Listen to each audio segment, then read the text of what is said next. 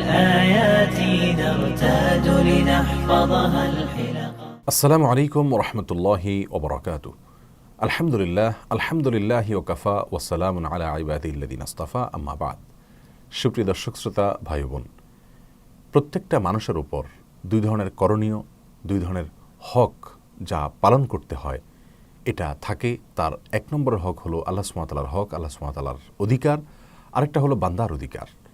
আল্লাহ সুবহানাহু ওয়া তাআলার অধিকার আদায়ের পরে মানুষের প্রত্যেকের যে অধিকার রয়েছে আমাদের উপরে, সেগুলো যদি আমরা আদায় করে দিতে পারি, পরিশোধ করতে পারি, তবে আমাদের আখিরাতের মুক্তি তথা নাজাত নসিব হবে, ত্বরান্বিত হবে। মানুষের যত হক এবং অধিকার রয়েছে, মা বাবা, আত্মীয় স্বজন, প্রতিবেশী, আরও যত মানুষের অধিকার রয়েছে, এর ভিতরে সবচেয়ে বেশি অধিকার, সবচেয়ে বড় অধিকার হলো যার, তিনি হলেন রাহমাতুল্লিল আলামিন রাসূল করিম সাল্লাল্লাহু আলাইহি ওয়াসাল্লাম। অর্থাৎ মানুষের ভিতরে সবচেয়ে বড় হক এবং বেশি হক হলো রাসূল করিম সাল্লাল্লাহু আলাইহি ওয়াসাল্লামের হক এবং অধিকার। তার প্রত্যেকটি অধিকার যদি আমরা আদায় করতে পারি, তার পাওনাগুলো যদি আমরা পরিশোধ করতে পারি, তার প্রাপ্যগুলো যদি আমরা আদায় করতে পারি, তাহলে আমাদের আখিরাতে নাজাত নসিব হবে, আমাদের মুক্তি মিলবে, তার শাফাআত আমরা লাভ করতে পারবো, জান্নাতে আমরা যেতে পারবো। প্রিয় দর্শক, রাসূল করিম সাল্লাল্লাহু আলাইহি ওয়াসাল্লামের যে সমস্ত পাওনা, তার যে সমস্ত হক, তার যে সমস্ত অধিকার রয়েছে উম্মত হিসাবে আমাদের ওপরে, সেগুলো সম্পর্কে আমরা অনেক মুসলিম আছি যারা ওয়াকিফাল নই। তার অধিকারগুলো অনেক। তার ভিতরে আজ সবচেয়ে প্রধান এবং বড় বড় 8টি অধিকারের কথা আমরা আপনাদের সঙ্গে শেয়ার করতে চাই। সর্বপ্রথম এবং সবচেয়ে বড় যে অধিকার তার রয়েছে তা হলো তার প্রতি ঈমান আনয়ন করা। তিনি যে সত্য দ্বীন নিয়ে এসেছেন, তিনি সত্য দ্বীনের যে বিধিবিধান আমাদেরকে বর্ণনা করেছেন, সুন্দরের পথে আমাদেরকে আহ্বান করেছেন, পথ নির্দেশ করেছেন, তার আনিত দ্বীনকে, সকল বিধিবিধানকে বিশ্বাস করা, মনে প্রাণে সেটাকে গ্রহণ করে নেওয়া, সেটাকে নিজের জন্য কল্যাণকর মনে করা, আল্লাহর পক্ষ থেকে আনিত এবং আরোপিত হিসাবে মেনে নেওয়া, গ্রহণ করা, এটা তার সবচেয়ে বড় অধিকার, এটা তার সবচেয়ে বড় পাওনা। একজন মহাসত্যবাদীকে সত্যায়ন করা, এটা তার অধিকার। অতএব রাসূল করিম সাল্লাল্লাহু আলাইহি ওয়াসাল্লামের প্রতি আমাদের এই সবচেয়ে বড় অধিকারটিকে আমরা প্রত্যেকটি বিধিবিধানের ক্ষেত্রে আমরা সঠিকভাবে পালন করতে হবে। আল্লাহ সুবহানাহু ওয়া তাআলা ইরশাদ করেছেন, ফাআমিনু বিল্লাহি ওয়া রাসূলিহি ওয়ান নূরিল্লাযী আনজালনা, তোমরা আল্লাহর প্রতি ঈমান আনয়ন করো, তার রাসূলের প্রতি ঈমান আনয়ন করো, এবং আমি যে নূর নাজিল করেছি অর্থাৎ কোরআন, সেটার প্রতি তোমরা ঈমান আনয়ন করো। প্রিয় দর্শক, এই আয়াতে আল্লাহ সুবহানাহু ওয়া তাআলা নির্দেশ করছেন তার রাসূলের প্রতি ঈমান আনয়ন করার জন্য। অতএব রাসূল আকরাম সাল্লাল্লাহু আলাইহি ওয়াসাল্লাম যত বিধিবিধান এই দ্বীনের আমাদেরকে বর্ণনা করেছেন, তার সবগুলোকে মেনে নেওয়া, বিশ্বাস করা, তার প্রতি ঈমান আনয়ন করা, এটা তার সবচেয়ে বড় পাওনা এবং অধিকার। এটাকে যথাযথভাবে পরিশোধ করতে হবে, আদায় করতে হবে, না হলে আখিরাতে মুক্তির কোনোই সুযোগ আর থাকবে না। দ্বিতীয় যে অধিকার তার রয়েছে তা হলো তার আনুগত্য করা, অর্থাৎ তিনি যত কাজের নির্দেশ করেছেন সেগুলো পালন করা, এবং যে সমস্ত কাজ থেকে তিনি নিষেধ করেছেন সেগুলো থেকে বিরত থাকা। এটাও তার গুরুত্বপূর্ণ একটি অধিকার, গুরুত্বপূর্ণ একটি হক। আমাদের প্রতি কর্তব্য এবং করণীয় হলো তার আনুগত্য করা। কোরআনে কারীমে আল্লাহ সুবহানাহু ওয়া তাআলা ইরশাদ করেছেন, ইয়া আইয়ুহাল্লাযীনা আমানু আতিউল্লাহা ওয়া রাসূলাহু ওয়া লা তাওয়াল্লাউ আনহু, হে ঈমানদাররা, তোমরা আল্লাহর আনুগত্য করো এবং তার রাসূলের আনুগত্য করো, এবং আল্লাহ এবং তার রাসূলের আনুগত্য করা থেকে তোমরা মুখ ফিরিয়ে নিও না। এ আয়াতে অত্যন্ত পরিষ্কারভাবে আল্লাহ সুবহানাহু ওয়া তাআলা আমাদেরকে তার রাসূল সাল্লাল্লাহু আলাইহি ওয়াসাল্লামকে আনুগত্য করতে বলছেন। তার আনিত দ্বীনকে আমরা বিশ্বাস করলাম, তার প্রথম হক আদায় করলাম, কিন্তু তিনি যে পথে আমাদেরকে পরিচালিত হওয়ার জন্য নির্দেশ করেছেন, যে পথে চলতে নিষেধ করেছেন, সেইটাকে যদি আমরা মান্য না করি, সেটাকে যদি পালন না করি, তাহলে সেক্ষেত্রে তার দ্বিতীয় অধিকার আমরা আদায় করলাম না। অতএব দ্বিতীয় অধিকারটিকেও আদায় করতে হবে। অতএব তার নির্দেশিত পথে চলতে হবে এবং নিষিদ্ধ পথ থেকে আমাদের বেঁচে থাকতে হবে। তিনি ইরশাদ করেছেন, সহিহ বুখারীতে বর্ণিত হয়েছে, মান আতাআনি ফাকাদ আতা আল্লাহ ওয়া মান আসানি ফাকাদ আসাল্লাহ, যে ব্যক্তি আমার আনুগত্য করলো সে যেন আল্লাহরই আনুগত্য করলো, আর যে আমার আনুগত্য করলো না, আমার কথা লঙ্ঘন করলো, নির্দেশ লঙ্ঘন করলো, সে যেন আল্লাহরের নির্দেশকে লঙ্ঘন করলো। প্রিয় দর্শক, আল্লাহ সুবহানাহু ওয়া তাআলা যেহেতু তাকে পাঠিয়েছেন, আপনি কারোর প্রতি বিশ্বাস যদি থাকে, তাহলে কারোর প্রতি আস্থা যদি থাকে, কারোর প্রতি আনুগত্য যদি থাকে, তাহলে তিনি যদি কোনো দূত আপনার কাছে পাঠান, তাহলে ওই দূত যদি তার পক্ষ থেকে কোনো নির্দেশের কথা আপনাকে জানান, কোনো নিষেধের কথা আপনাকে জানান, সেটাকে আপনার অক্ষরে অক্ষরে আমল করা আপনার উপরে কর্তব্য হয়ে যায়, যেহেতু আপনি মূল নির্দেশদাতাকে আপনি নিজের নির্দেশদাতা হিসাবে গ্রহণ করেছেন। রাসূল আকরাম সাল্লাল্লাহু আলাইহি ওয়াসাল্লাম যেহেতু আল্লাহ সুবহানাহু ওয়া তাআলার পক্ষ থেকে প্রেরিত রাসূল, অতএব তার সেই সকল আদেশ এবং নিষেধকে মেনে নেওয়া এবং সেটাকে গ্রহণ করা, এটা তার হক, এটা তার পাওনা। এই পাওনা আমাদের পরিশোধ করতে হবে আখিরাতে মুক্তির জন্য। নবী আলাইহিস সালাম অন্য এক হাদিসে আসছে, তিনি বলেছেন যে মান আতাআনি দাখালাল জান্নাহ ওয়া মান আসানি ফাকাদ আবা, যে ব্যক্তি আমার আনুগত্য করলো সেই জান্নাতে যাবে, আর যে আমার আনুগত্য করলো না, আমার নির্দেশিত পথকে আমার নির্দেশনা অনুযায়ী সে চললো না, তাহলে সেক্ষেত্রে সে ব্যক্তি অস্বীকৃতি করলো, আর যে অস্বীকৃতি করলো তার ঠিকানা জাহান্নাম। প্রিয় দর্শক, রাসূল আকরাম সাল্লাল্লাহু আলাইহি সাল্লামের তৃতীয় যে হক এবং অধিকারের কথা বলবো তা হলো প্রত্যেকটি কাজে তাকে ফলো করা, তার সুন্নাহকে মেনে মেনে চলা। এটা তার একটি গুরুত্বপূর্ণ হক এবং পাওনা, তার গুরুত্বপূর্ণ একটি অধিকার। রাসূল আকরাম সাল্লাল্লাহু আলাইহি সাল্লাম যেভাবে প্রত্যেকটা কাজ করেছেন, আমাদেরকে সেভাবে প্রত্যেকটা কাজ করতে হবে, তাকে ফলো করতে হবে, তাকে অনুসরণ করতে হবে, অনুকরণ করতে হবে। আনুগত্যের পর প্রত্যেকটা কাজকে তার বাতানো পদ্ধতি অনুযায়ী করা, তাকে ফলো করা, তার সুন্নাহকে অনুসরণ করা, অনুকরণ করা, এটা আমাদের উপরে তৃতীয় কর্তব্য এসে দাঁড়ায়। এই প্রসঙ্গে আল্লাহ সুবহানাহু ওয়া তাআলা কোরআনে কারীমে ইরশাদ করেছেন, কুল ইন কুনতুম তুহিব্বুনাল্লাহা ফাত্তাবিউনি ইউহিব্বুকুমুল্লাহ ওয়া ইয়াগফির লাকুম যুনুবাকুম ওয়াল্লাহু গফুরুর রহিম। অর্থাৎ বলে দিন, হে রাসূল, তোমরা যদি আল্লাহকে ভালোবেসে থাকো তাহলে আমার আনুগত্য করো, আমার অনুসরণ করো, অনুকরণ করো।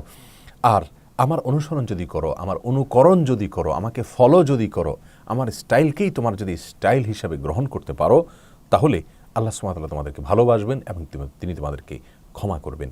নবী আলাইহিস সালাম বলেছেন, মান রাগিবা আন সুন্নতি ফালাইসা মিন্নি।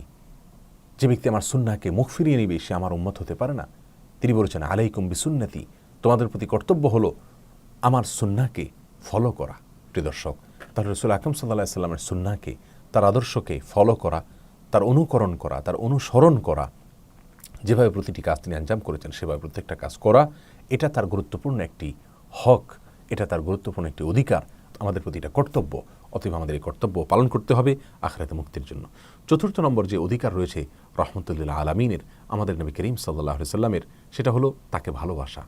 আর সে ভালোবাসা হতে হবে পৃথিবীর যে কোনো ব্যক্তি এবং বস্তুর চাইতে সবচেয়ে প্রবল এবং প্রগাঢ় ভালোবাসা। আর সে ভালোবাসা হবে তার প্রতি, এবং তার ভালোবাসার স্বার্থে তার পরিবারের প্রতি, এবং তার সকল সাহাবীদের প্রতি, এবং তার পথে যারা চলেন, অনুগত থাকেন তাদের প্রতি।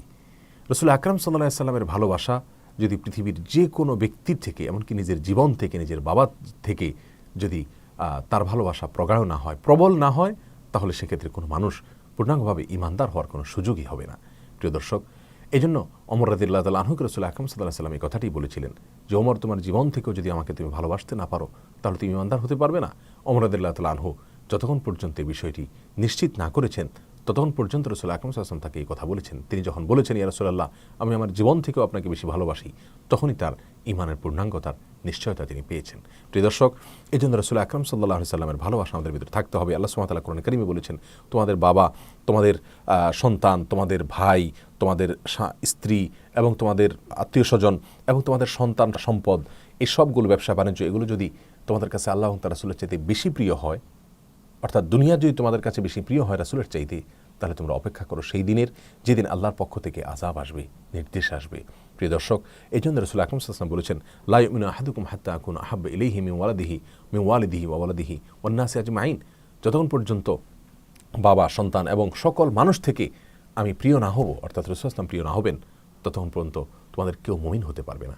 অতএব রাসূল আকরাম সাল্লাল্লাহু আলাইহি ওয়াসাল্লামের চতুর্থ হক এবং পাওনা হলো তার ভালোবাসাকে পৃথিবীর যে কোনো ব্যক্তি বস্তুর ভালোবাসার উপরে প্রাধান্য দেওয়া এবং সবচেয়ে বেশি তাকে ভালোবাসা। আল্লাহ সুবহানাহু ওয়া তাআলা আমাদের সকলকে সেটা অর্জন করার তৌফিক দান করুন। এক সাহেব বলছেন, ইয়া রাসূলুল্লাহ, কিয়ামত কবে হবে? তিনি বলেছিলেন, কিয়ামতের জন্য তুমি কি প্রস্তুতি গ্রহণ করেছো? সাহাবী বলেন, ইয়া রাসূলুল্লাহ, আমার তেমন কোনো প্রস্তুতি নেই, তবে আমি আপনাকে সবচেয়ে বেশি ভালোবাসি। নবী সাল্লাল্লাহু আলাইহি ওয়াসাল্লাম তখন বলেছেন, আমার প্রতি তোমার যে ভালোবাসা রয়েছে এটা তোমাকে জান্নাতে আমার সঙ্গে থাকার সুযোগ এনে দিবে। অতএব আল্লাহ নবী সাল্লাল্লাহু আলাইহি ওয়াসাল্লামের প্রতি ভালোবাসা যদি সবচেয়ে প্রবল হয়, আমরা জান্নাতে থাকতে পারবো। ইবাদত বন্দেগী, নেকামল, এগুলোকে অনেক সময় আমরা ডিউটি হিসাবে করি, কিন্তু এটার স্বাদ আমরা আস্বাদন করতে পারি না। যদি ইবাদতের স্বাদ আমরা পেয়ে যাই, নেকামলের স্বাদ আমরা পেয়ে যাই, তাহলে সেগুলো করা আমাদের জন্য সহজ হবে। নবী সাল্লাল্লাহু আলাইহি ওয়াসাল্লামের ভালোবাসা যখন সবচেয়ে প্রগাঢ় হবে, সবচেয়ে প্রবল হবে সব কিছুর চাইতে, তখন ইবাদতের স্বাদ আমরা আস্বাদন করতে পারবো, ঈমানের স্বাদ আমরা আস্বাদন করতে পারবো। আল্লাহ তাআলা আমাদের সবাইকে এটা অর্জন করার তৌফিক দান করুন। তাহলে চতুর্থ নম্বরের যে অধিকার এবং পাওনা রয়েছে রাসূলের, তা হলো তাকে সবচেয়ে বেশি ভালোবাসা এবং তার স্বার্থে তার পরিবার এবং সাহাবীদের সকলকে ভালোবাসা। ৫ নম্বর যে অধিকার রয়েছে রাসূল আকরাম সাল্লাল্লাহু আলাইহি ওয়াসাল্লামের, তা হলো তার প্রতি সালাত পেশ করা, দুরূদ পেশ করা। নবী আলাইহিস সালাম অত্যন্ত পরিষ্কার ভাষায় বলেছেন, যে ব্যক্তি আমার প্রতি একবার দুরূদ পেশ করবে, অর্থাৎ আমার জন্য একবার দোয়া করবে, দুরূদ পেশ করা মানে রাসূল সাল্লাল্লাহু আলাইহি ওয়াসাল্লামের জন্য শান্তির দোয়া করা, আল্লাহর কাছে আবেদন করা। তার জন্য শান্তির আবেদন যদি করে কেউ একবার, তাহলে আল্লাহ সুবহানাহু ওয়া তাআলা ওই ব্যক্তির উপরে 10 বার রহমত নাজিল করবেন, অনুগ্রহ করবেন, এবং তার 10টি ছোট ছোট ভুল ত্রুটি এগুলো মাফ করে দিবেন এবং 10টি মর্যাদা তার বুলন্দ করবেন আল্লাহ সুবহানাহু ওয়া তাআলা। প্রিয় দর্শক, রাসূল আকরাম সাল্লাল্লাহু আলাইহি সাল্লাম তার প্রতি আল্লাহ সুবহানাহু ওয়া তাআলা এমনিতেই রহম করবেন।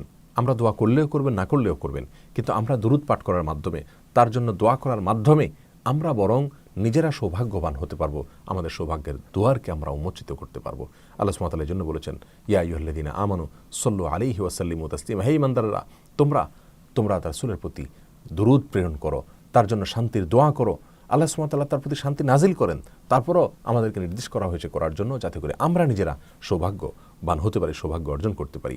এই জন্য কোনো বৈঠকে যদি তার প্রতি দুরূদ পেশ করা না হয়, তাহলে সেক্ষেত্রে সেই মজলিসের মানুষের প্রতি আল্লাহ সুবহানাহু ওয়া তাআলার আযাব নাজিল হওয়ার মতো হকদার তারা হয়ে যায়।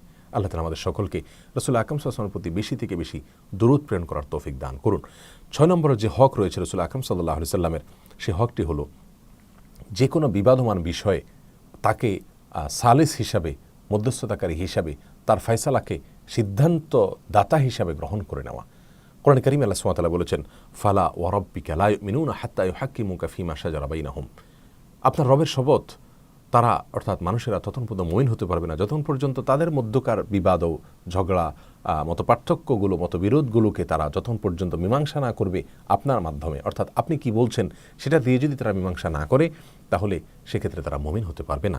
অন্য আয়াতে আল্লাহ সুবহানাহু ওয়া তাআলা স্পষ্টভাবে বলেছেন, ফাইন তানাযাতুম ফি শাইইন ফারুদ্দুহু ইলাল্লাহি ওয়া রাসূল, অর্থাৎ তোমরা কোনো বিষয় নিয়ে যদি বিবাদে লিপ্ত হও, তাহলে আল্লাহ এবং তার রাসূলের কাছে সেটাকে তোমরা ন্যস্ত করো, এবং আল্লাহ কি বলছেন, তার রাসূল সাল্লাল্লাহু আলাইহি ওয়াসাল্লাম কি বলেছেন সেটা দিয়ে তোমরা ফয়সালা নাও, এবং সেই ফয়সালাকে তোমরা মেনে নাও।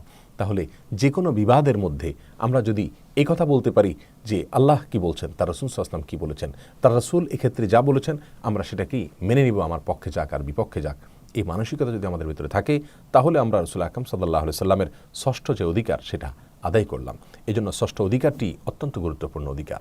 আমাদের বিবাদের ভেতরে দিনী হতে পারে, দুনিয়াবি হতে পারে, ধর্মীয় হতে পারে, সাধারণ হতে পারে, যে কোনো বিবাদের মীমাংসার জন্য আমরা রাসূলের ফয়সালা কি সেটা জেনে সেটাকে আমরা আমাদের মধ্যে ফয়সালাকারী হিসাবে, সিদ্ধান্তদাতা হিসাবে গ্রহণ করব। আল্লাহ তাআলা আমাদেরকে সেই তৌফিক দান করুন। সপ্তম এবং 7 নম্বরের যে অধিকার রয়েছে রাসূল আকরাম সাল্লাল্লাহু আলাইহি ওয়াসাল্লামের, সেটি হলো তাকে যথাস্থানে রাখা, তার যে মর্যাদা সেটাকে যথাযথভাবে দেওয়া, তার মর্যাদা দেওয়ার ক্ষেত্রে কোনো প্রকার ত্রুটি না করা, আবার সীমালঙ্ঘনও না করা। আমরা এক্ষেত্রে 2 ধরনের চিত্রই দেখতে পাই আমাদের সমাজে। কিছু মানুষ আছেন যারা রাসূল আকরাম সাল্লাল্লাহু আলাইহি ওয়াসাল্লামের যথাযোগ্য মর্যাদা তাকে দেন না। তার মর্যাদা দেওয়া বলতে তাকে আল্লাহ সুবহানাহু ওয়া তাআলা তার আবদ হিসাবে, বান্দা হিসাবে পাঠিয়েছেন দুনিয়াতে, তার রাসূল হিসাবে দুনিয়াতে পাঠিয়েছেন। তিনি সমস্ত নবী রাসূলদের সরদার, সমস্ত নবী রাসূলদের মধ্যে সবচেয়ে শ্রেষ্ঠ, এবং পূর্বের পরের সকলের মধ্যে তিনি সবচেয়ে শ্রেষ্ঠ। আল্লাহ সুবহানাহু ওয়া তাআলা তাকে আখিরাতে মাকাম মাহমুদ নামক বিশেষ স্থান তাকে দান করবেন, এবং তার কাছে হাউজে কাউসার থাকবে। তার অনেক মর্যাদার কথা বর্ণিত হয়েছে, সেগুলোকে স্বীকার করে নেওয়া, তাকে নিজের জীবনের একমাত্র গাইড মনে করা, নেতা মনে করা, একমাত্র আদর্শ মনে করা, এটা হলো তার যথাযোগ্য মর্যাদা দেওয়া। কিন্তু সেই সাথে আমাদের সমাজে উল্টা চিত্র আমরা দেখি। কিছু মানুষ তার মর্যাদা দিতে গিয়ে তাকে আল্লাহর সমান বানিয়ে ফেলছেন, তার মর্যাদা দিতে গিয়ে সীমা লঙ্ঘন করছেন, বাড়াবাড়ি করে ফেলছেন, যা তিনি নিষেধ করেছেন। যেমনটি সহিহ বুখারীতে আসছে, তিনি বলেছেন, লা তুতরুনি কামা আতরাতিন নাসারা ইবনা মারইয়াম, তোমরা আমার মর্যাদা দিতে গিয়ে সীমা লঙ্ঘন করো না, বাড়াবাড়ি করো না। যেমনভাবে বাড়াবাড়ি করেছে খ্রিস্টানরা ইবনে মারিয়াম অর্থাৎ ঈসা আলাইহিস সালামের মর্যাদা দিতে গিয়ে তাকে আল্লাহর পুত্র পর্যন্ত বলে ফেলেছে। খবরদার, তোমরা আমার মর্যাদা দিতে গিয়ে, আমার মর্যাদা বর্ণনা করতে গিয়ে এভাবে সীমা লঙ্ঘন করো না, তিনি নিষেধ করেছেন। আমাদের অনেক ভাই বোনরা আছেন বলে থাকেন যে তিনি গায়েব জানেন, তিনি অদৃশ্যের সব কিছু জানেন, তিনি চাইলে কারোর কল্যাণ করতে পারেন, এই ক্ষমতাটি সংরক্ষণ করেন। এসব বিষয়গুলো তাকে আল্লাহর পর্যায়ে নিয়ে যাওয়া হয় এগুলোর মাধ্যমে, এবং সেটা হলো তার মর্যাদা দিতে গিয়ে তার ব্যাপারে সীমা লঙ্ঘন করার শামিল। আল্লাহ সুবহানাহু ওয়া তাআলা তাকে বলছেন, কুল লা আকুল লাকুম ইনদি খাযাইনুল্লাহ, হে রাসূল আপনি বলে দিন মানুষদেরকে, আমি তোমাদেরকে এই কথা বলি না যে আল্লাহর ভান্ডার আমার কাছে আছে, আমি যাকে ইচ্ছা তাকে দিচ্ছি, যাকে ইচ্ছা তাকে দিচ্ছি না। না, এই পাওয়ার আমার হাতে নাই, এটা সম্পূর্ণ আল্লাহর হাতে সংরক্ষিত। এবং এটাও বলে দিন, ওয়ালা আ'লামুল গায়ব, আমি গায়ব জানি না। অন্য আয়াতে আসছে আল্লাহ সুবহানাহু ওয়া তাআলা রাসূল আকরাম সাল্লাল্লাহু আলাইহি ওয়াসাল্লামকে বলেছেন যে কুল লা আ'লামুল গায়ব, বলে দিন আমি গায়ব জানি না। লাউ কুনতু আ'লামুল গায়ব লাস্তাকসারতু মিনাল খায়র, যদি আমি গায়ব জানতাম তাহলে আমার সব কল্যাণই হতো, এবং আমার কখনো কোনো ক্ষতি সাধন হতো না, আমি কোনো যুদ্ধে আহত হতাম না, কোনো অসুবিধা আমার হতো না। প্রিয় দর্শক, অতএব রাসূল আকরাম সাল্লাল্লাহু আলাইহি ওয়াসাল্লামের যথাযোগ্য মর্যাদা দেওয়া, এবং তার মর্যাদা দেওয়ার ক্ষেত্রে কোনো প্রকার সীমালঙ্ঘন না করা, অর্থাৎ তার মর্যাদা দেওয়ার ক্ষেত্রে কোনো প্রকার দুর্বলতা যেন না থাকে, কোনো প্রকার ত্রুটি যেন না থাকে তার মর্যাদার ক্ষেত্রে, আবার সীমালঙ্ঘন যেন না থাকে, যথাযোগ্য মর্যাদা দেওয়া, এটা তার সপ্তম অধিকার। আল্লাহ তাআলা আমাদের সকলকে এই অধিকারটুকু যথাযথভাবে আদায় করার তৌফিক দান করুন। 8 নম্বরের যে অধিকার তার এবং সর্বশেষ যে অধিকারের কথা বলবো তা হলো নবী সাল্লাল্লাহু আলাইহি সাল্লামকে ডাকার সময়, তার নাম উল্লেখ করার সময়, তার নাম যখন আমরা মুখে অথবা আমাদের লেখনীতে উল্লেখ করব, তখন এটাকে সাধারণ মানুষের নামের মতো উল্লেখ করব না। এটা তার অধিকার, তার পাওনা। কোরআনে কারীমে আল্লাহ সুবহানাহু ওয়া তাআলা বলেছেন, লা তাজআলু দুআ আর-রাসূলি কাদুআ বা'দিকুম বা'দা, তোমরা রাসূলকে ডাকার ক্ষেত্রে, রাসূলকে সম্বোধন করার ক্ষেত্রে তোমরা নিজেদের মধ্যে একে অন্যকে যেভাবে সম্বোধন করো সেভাবে সাধারণভাবে সম্বোধন করবে না। সাহাবায়ে কেরাম শুরুর দিকে রাসূল আকরাম সাল্লাল্লাহু আলাইহি ওয়াসাল্লামকে ইয়া মুহাম্মদ বলে সম্বোধন করতেন, অথবা ইয়া আবুল কাসিম বলে সম্বোধন করতেন, নাম ধরে সম্বোধন করতেন। তখন আল্লাহ সুবহানাহু ওয়া তাআলা আয়াত নাযিল করলেন, অর্থাৎ রাসূল আকরাম সাল্লাল্লাহু আলাইহি ওয়াসাল্লামকে এমনভাবে সম্বোধন করা যে তার নামটি অন্য 10টি নাম থেকে পৃথকভাবে উল্লেখ করা যায়। শুধুমাত্র মুহাম্মদ না বলে মুহাম্মদ সাল্লাল্লাহু আলাইহি ওয়াসাল্লাম, অথবা রাসূল করিম সাল্লাল্লাহু আলাইহি ওয়াসাল্লাম, অথবা আল্লাহ রাসূল মুহাম্মদ, অথবা আল্লাহ নবী মুহাম্মদ, এভাবে তাকে বলা। অর্থাৎ শুধুমাত্র নামটা না বলে তার পদবী সহকারে উল্লেখ করা, কারণ তিনি অন্য সমস্ত মানুষ থেকে শ্রেষ্ঠ, অন্য কারোর সাথে তার কোনো তুলনা হতে পারে না। মুহাম্মদ নামে পৃথিবীতে অনেক মানুষই থাকতে পারেন, কিন্তু তিনি এমন ব্যক্তি যিনি আল্লাহর পক্ষ থেকে প্রেরিত দূত। অতএব তার নামকে পৃথকভাবে উল্লেখ করা সম্মানের সাথে, যাতে করে তার মর্যাদা সেখান থেকে সুস্পষ্টভাবে প্রকাশিত হয়, এটা তার পাওনা এবং অধিকার। প্রিয় দর্শক, এই সমস্ত অধিকারগুলো, আরও যত অধিকার আছে নবী সাল্লাল্লাহু আলাইহি ওয়াসাল্লামের, এই সমস্ত অধিকারগুলো যদি আমরা পরিশোধ করতে পারি, আদায় করতে পারি, তাহলে ইনশাআল্লাহ জান্নাতে আমরা তার সুপারিশ লাভ করব। আমরা হাউজে কাউসারের পানি তার হাত থেকে পান করতে পারবো। আমরা আখিরাতে আমাদের প্রতিটা ঘাঁটিতে আমরা আল্লাহ সুবহানাহু ওয়া তাআলার পক্ষ থেকে বিশেষ সাহায্য লাভ করতে পারবো। সর্বোপরি জান্নাতে যেতে পারবো, তার সঙ্গে জান্নাতে থাকার সৌভাগ্য হয়তো অর্জন করতে পারবো। আল্লাহ তাআলা আমাদের সকলকে এর প্রত্যেকটি হক পরিশোধ করার তৌফিক দান করুন। এক নজরে আমরা আবারও বলে দিচ্ছি, রাসূল আকরাম সাল্লাল্লাহু আলাইহি ওয়াসাল্লামের যে সমস্ত হক রয়েছে আমাদের প্রতি, তার মধ্যে 1 নম্বর হক হলো তার প্রতি ঈমান আনয়ন করা, 2 নম্বর হক হলো তার আনুগত্য করা, তার আদেশ নিষেধকে মেনে চলা, 3 নম্বর হলো তার সুন্নাহকে ফলো করা, তার অনুকরণ অনুসরণ করা, এবং 4 নম্বর হলো তাকে সবচাইতে বেশি ভালোবাসা, তার ভালোবাসাকে সব কিছুর উপরে প্রাধান্য দেওয়া। 5 নম্বর হক হলো তার প্রতি সালাত সালাম পেশ করা, সর্বাবস্থায় বেশি থেকে বেশি দরুদ পেশ করা, এবং 6 নম্বরের অধিকার হলো বিবাদমান বিষয়ে তাকে ফয়সাল হিসাবে, সিদ্ধান্তদাতা হিসাবে তার সিদ্ধান্তকে গ্রহণ করা, এবং 7 নম্বর অধিকার হলো তাকে যথাযোগ্য মর্যাদা দেওয়া, তার মর্যাদা দেওয়ার ক্ষেত্রে কোনো প্রকার ত্রুটি না করা, বাড়াবাড়িও না করা।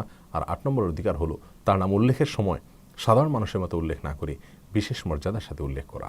আল্লাহ সুবহানাহু ওয়া তাআলা আমাদের সকলকে আমাদের প্রিয় হাবিব, আমাদের প্রিয় রাসূল সাল্লাল্লাহু আলাইহি সাল্লামের প্রত্যেকটি হক, প্রতিটি পাওনাকে পরিশোধ করে আমাদের জান্নাতের পথকে সুগম করার তৌফিক দান করুন। জাযাকুমুল্লাহু খায়রা। আসসালামু আলাইকুম ওয়া রাহমাতুল্লাহি ওয়া বারাকাতুহু।